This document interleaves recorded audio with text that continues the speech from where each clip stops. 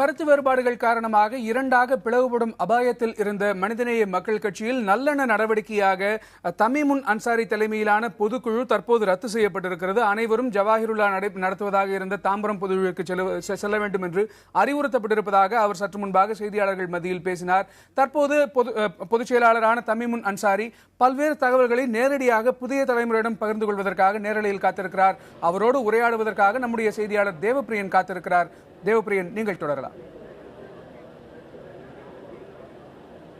கணேஷ், இன்று காலை மனிதநேய மக்கள் கட்சியின் பொதுச் செயலாளர் தமீமுன் அன்சாரி தலைமையில் சென்னை எக்மோரில் இருக்கக்கூடிய ஒரு தனியார் திருமண மண்டபத்தில் நடைபெற இருந்ததாக ஒரு பொதுக்குழு கூட்டம் தற்போது ரத்து செய்யப்பட்டிருக்கிறது. இதற்கான காரணம் என்ன என்பது குறித்து பொதுச் செயலாளர் தமீமுன் அன்சாரியிடம் கேட்கலாம். சார் வணக்கம்.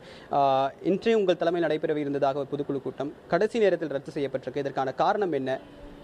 இந்த அவசர பொதுக்குழுவை கட்சியுடைய அதிகாரப்பூர்வமான பொதுச் செயலாளர் என்ற அடிப்படையில் தலைமை நிர்வாகக்குழு உறுப்பினர்களோடு கலந்து கொண்டு தான் நான் அறிவித்தேன்.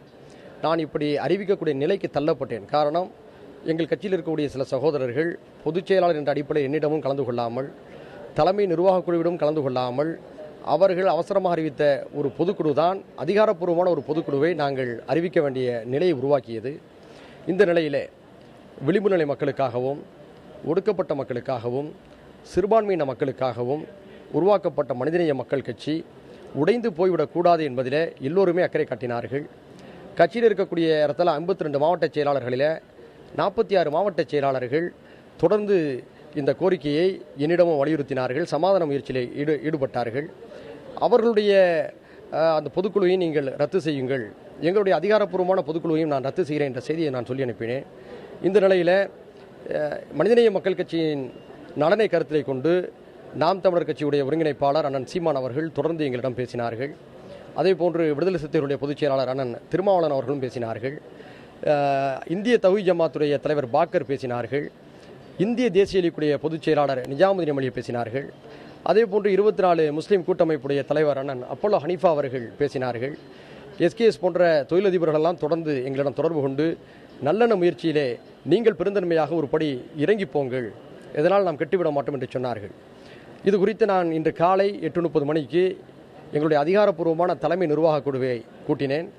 அதில் இணை பொதுச் செயலாளர் ஹாரூன் ரஷீத், மாநில அமைப்பு செயலாளர்கள் மன்னை செல்லச்சாமி, நாசர் உமரி, மைதீன் உலவி, மௌலானா நாசர், ராவுத்தர் ஷா, ஈரோடு ஃபாரூக் உள்ளிட்ட எங்களுடைய அதிகாரப்பூர்வமான தலைமை நிர்வாக குழு உறுப்பினர்கள் சமாதான முயற்சியில் ஈடுபட்ட சகோதரருடைய அந்த கருத்துக்கள் குறித்து விரிவாக நாங்கள் எல்லோரும் கூடி வாதித்தோம்.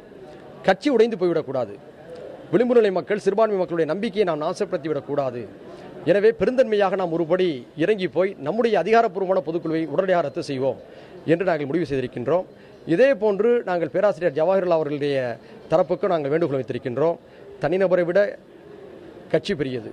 அந்த அடிப்படையில் நீங்களும் இது போன்ற இணக்கமான முயற்சிகள் வர வேண்டும் என்று நாங்கள் சமாதானவாதிகள் மூலமாக அவர்களுக்கு வேண்டுகோள் வைத்திருக்கிறோம். கட்சியின் நலன் கருதி நீங்கள் இந்த பொதுக்குழு கூட்டம் நடைபெறவா இருந்த பொதுக்குழு கூட்டத்தை ரத்து செஞ்சிருக்கீங்க. நீங்களும் அந்த பொதுக்குழு கூட்டத்தில் ஜவாஹிருல்லா தலைமையில் நடைபெறக்கூடிய பொதுக்குழு கூட்டத்தில் நீங்கள் கலந்துப்பீங்களா? அதுக்கான வாய்ப்புகள் இருக்கா? நல்லெண்ணத்தின் அடிப்படையில் எங்களுடைய அதிகாரப்பூர்வமான பொதுக்குழுவை நாங்கள் ரத்து செய்திருக்கின்றோம். தொடர்ந்து அந்த நல்லெண்ணத்தினை கருத்திலே கொண்டு பல சகோதரர்கள் எங்களிடம் பேசிக் கொண்டிருக்கிறார்கள். விரைவிலே ஒரு நல்ல சுமூகமான ஒரு நிலை எட்ட வேண்டும் என்று நாங்கள் விரும்புகின்றோம். இந்த மோசமான நிலை கடந்த 48 மணி நேரத்தில் நடைபெற்ற இந்த நிகழ்வுகள் எங்களுடைய அத்தனை பேருடைய உள்ளங்களையும் படுகாயப்படுத்தியிருக்கிறது. உழைப்பை நாமே ஏன் வீணடிக்க வேண்டும் என்ற கவலையை மிக அதிகமாக ஏற்படுத்தியிருக்கிறது.